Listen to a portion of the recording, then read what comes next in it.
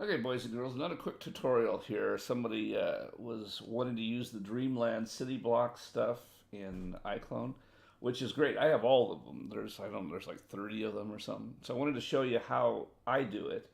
Um, you don't actually have to install them in on DAS. I don't really mostly have them installed, but if you had installed them in, what you would do is you would find out because they're not they come in as geometries. So you go to this one. So here is all the buildings, which is what you want. It also contains there's the object that contains the material files there. Okay, so now you could just bring this into Exchange. The two problems with that is number one, if you bring in an object, an OBJ file, and the materials are all there in Exchange, it won't load in the bump maps properly from DAS because they or from anyone really, they load in way too hot, and it also won't load in opacity and other maps that you might need. So what I do is I use my Blender routine. My Blender routine will also handle regular old OBJs. They don't have to come from DAS, although in this particular case it is from DAS. Excuse me. So what you would do is you'd go to File and import the OBJ. I have my cat climbing all over me. She hates it when I talk to other people. And what we do is, so we go to DAS content in this particular case, and we go to geometries and Dreamland Models and Block 7. And so this is all the buildings. So the one thing we want to do, though, is we want to make sure that we go to polygroups, and we want to make sure this is checkmarked.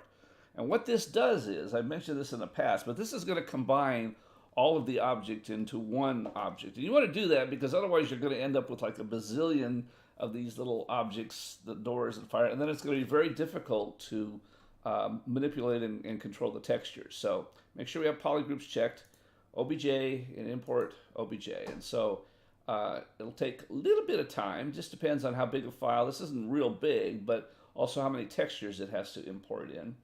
So it's importing in those textures. There we go, got it. And then what we do is with that selected, we press the T key and bring up this this menu, and then go to miscellaneous, and here's my routine. So you have to have installed this, and I talk about this in all my other ones. So you go ahead and download it. It always has the latest version. For this particular one, for the Dreamland models, you need version 3.8 because they do something a little tricky with the materials there. So anyway, first thing we want to do, though, is we want to consolidate the materials. Well, what does that mean? Well, I've talked about this in the past, but there's literally hundreds of materials here, and many of them use exactly the same maps. So what we want to do is we want to consolidate them, and what that does is if any of them use the same maps, it then condenses them and makes them use that same material. So that greatly reduces the materials, and what that's good for is that when you're in Exchange, which we'll bring up while we're waiting for this to finish, then you when you bring it into iClone, then you'll have less things to actually manipulate when you're going to fix them.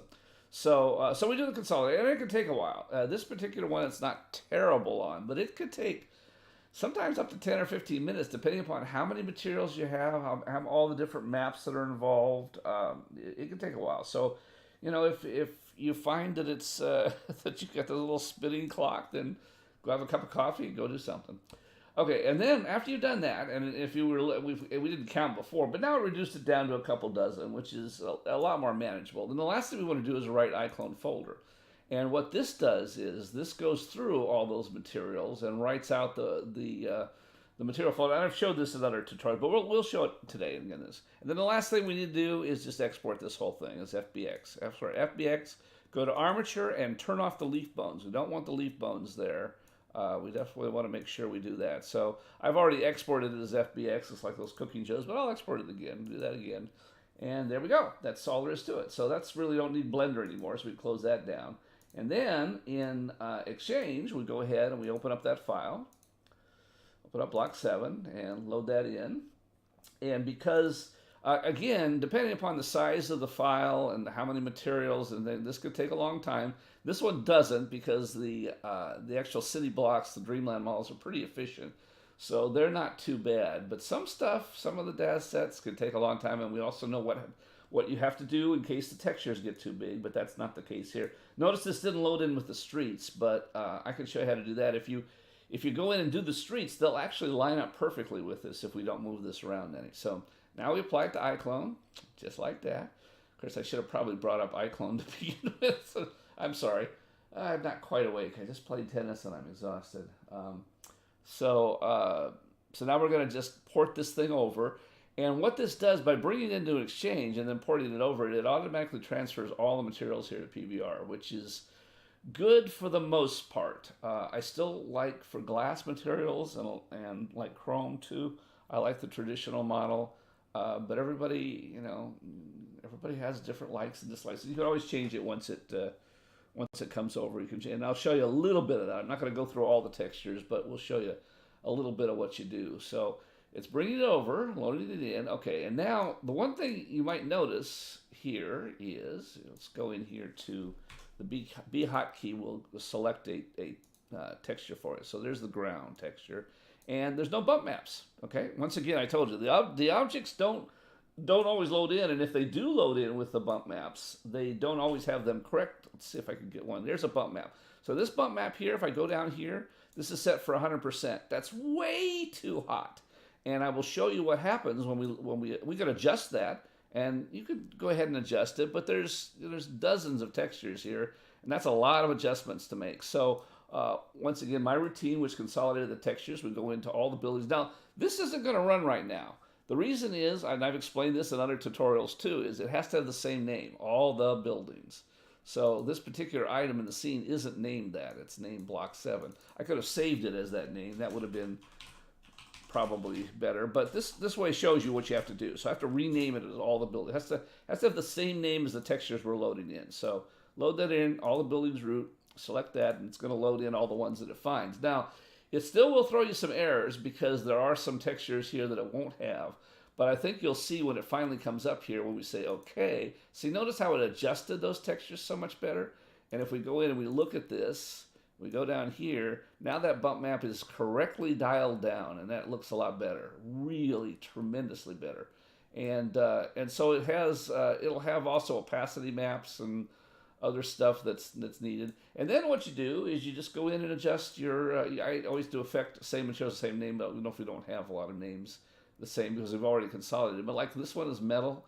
Actually, let's do one that we can actually see. So this grading here is metal. So it doesn't show up metallic because doesn't have a metal map. Sometimes the stuff that you bring over from DAS has those maps, and my routine will correctly apply them. But in this particular case, it doesn't. So what we do is we go ahead and we just adjust it for to make it look like metal. So there you go. So it's anyway, you have to do that with all the stuff. I think there's one other one that's of interest on this one is the neon. There's a neon. Where is it? Just to find it somewhere. Over there? Yeah.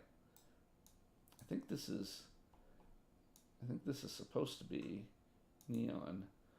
Well, those are the downspouts. Where the heck is the neon? I love that stuff. That really looks good with that bump map in there and properly.